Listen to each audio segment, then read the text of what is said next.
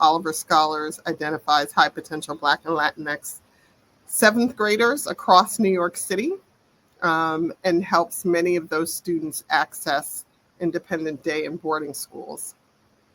But we are incredibly intentional about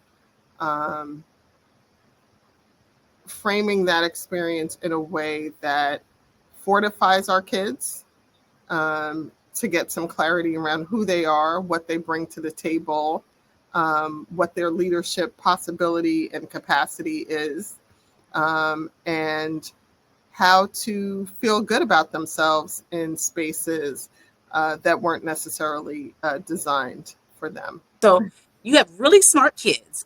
They all apply, like super smart They're all kids. Black They and apply. brown. Let me just say They're that. right. Okay. Yes. Okay. So let me just pause you. Yes, they're Black and brown, and they apply for this program. 70. You said 70, 75 get in. Is it a yearly?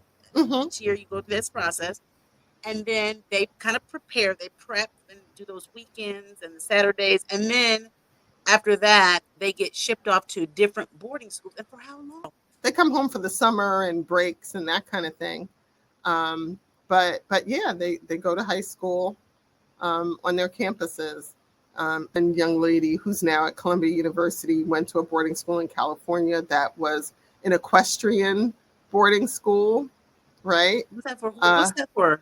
Horseback riding. The horses. And I was going to say that, but I didn't want to sound silly. And I'd be like, is it horses? Yes.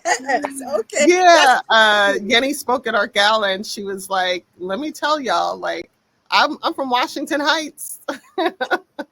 So it's a really special organization, and I'm pleased to be here.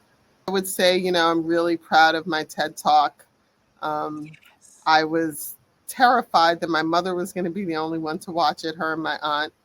And, I'm well over 2 million views at this point.